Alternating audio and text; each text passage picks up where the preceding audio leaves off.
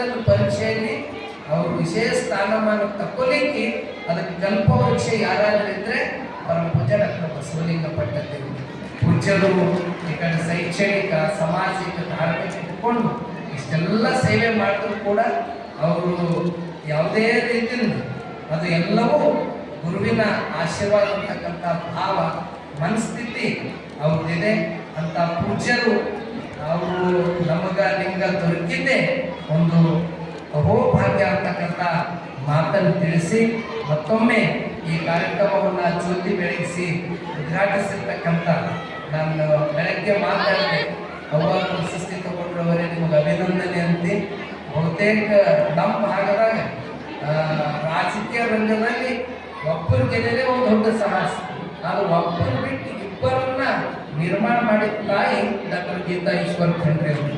ಆ ಒಂದು ಖಂಡ್ರೆ ಮಾಡಿದ ಬೆನ್ನಿಂದ ಬೆಳೆದಂದ್ರೆ ಗೀತಾ ತಾಯಿಯವರಿದ್ದಾರೆ. ಅವ್ರು ಯಾವುದೇ ಒಂದು ಇಷ್ಟೆಲ್ಲ ಇದ್ರೂ ಕೂಡ ಹಮ್ಮು ಬಿಮ್ಮು ಯಾವುದೇ ಇದು ಇದ್ದಾಗ ಎಲ್ಲರ ಜೊತೆ ಪ್ರೇಮ ಪ್ರೀತಿಯಿಂದ ಅವ್ರು ಈಗ ಹೇಳಿದ್ರಲ್ಲ, ಯಾರಿಗಾರ ಒಪ್ಪಿಸ್ಬೇಕಾದ್ರೆ ಮನೆಗೆ ಹೋಗಿ ಒಪ್ಪಿಸಿದ್ರೆ ಬರ್ತಾರೆ, ಆದ್ರೂ ಫೋನ್ಯಾಗ ಮಾತು ಕೇಳಿದ ತಕ್ಷಣ ಬರ್ತಕ್ಕಂಥ ಹೃದಯವಂತಿಕೆ ನಾವು ಕಂಡಿದ್ದು ಡಾಕ್ಟರ್ ಗೀತಾ ಈಶ್ವರ್ ಖಂಡ್ರೆ ಅವ್ರು ಬಂದು ಈ ಲೋಕಾರ್ಪಣೆ ಈ ಉದ್ಘಾಟನೆ ಮಾಡಿದ್ರು. ಮತ್ತು ನಮ್ಮ ಗುರುಕುಲದಲ್ಲೂ ಕೂಡ ವಿಚಾರ ಸಂಕಿರಣ ಇದ್ದಾಗ ಅವಾಗ ಅವರೇ ಬಂದು ಅಲ್ಲಿ ಜ್ಯೋತಿ ಬೆಳಗಿಸಿದ್ರು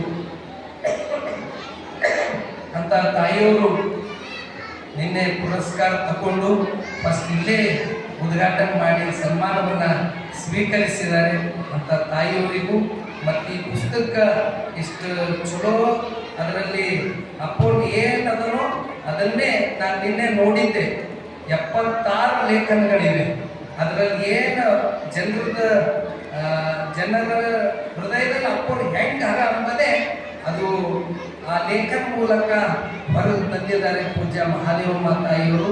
ಅದಕ್ಕೆ ರಘುಶಂಕರ್ ಭಾತಮ್ರವರು ನಮ್ಮ ಭಾಗದ ಸಾಹಿತಿಗಳು ಶಿಕ್ಷಕರು ಅನುಭಾವಿಗಳು ಅದನ್ನು ಅವ್ರ ಮಾತುಗಳನ್ನ ಕೇಳೋಣ ಅಂತಕ್ಕಂಥ ಮಾತನ್ನು ತಿಳಿಸಿ, ಅದೇ ರೀತಿ ಡಾಕ್ಟರ್ ಸೋಮನಾಥ್ ಯಾದವ್ರ ಬಗ್ಗೆ ಏನು ಹೇಳಬೇಕು ಶಬ್ದಗಳೇ ಕಡಿಮೆ ಆಯ್ತವ. ವ್ಯಕ್ತಿತ್ವ ಭಾಳ ದೊಡ್ಡದ. ಇವತ್ತು ಅನುಭವ ಮಟ್ಟದಾಗ ಏನೇ ಬರ್ತದಲ್ಲ ಕೃತಿಗಳಂದ್ರೆ ಅದ್ರ ಹಿಂದ ದೊಡ್ಡ ಶಕ್ತಿ ನಮಗೆ ಯಾರಾದ್ರೂ ಇದ್ರೆ ಅದು ಡಾಕ್ಟರ್ ಸೋಮನಾಥ್ ಯಾದವಾರ್. ನಾನು ಯಾವಾಗಲೂ ಹೇಳ್ತೀನಿ, ಅನುಭವ ಮಟ್ಟದ ಹಿಂದ ಶಾಂತರಸರು ಅಂತಿದ್ರು, ಅದೇ ಒಂದಿದ್ರು ಯಾದವಾರ್ ಸರ್ ಅವರು ಇದ್ದಾರೆ ಅಂತ ಅಪ್ಪೋರಿಗೆ ಸಾಹಿತ್ಯ ರಂಗದ ದೊಡ್ಡ ಶಕ್ತಿ ಯಾದವಾರ್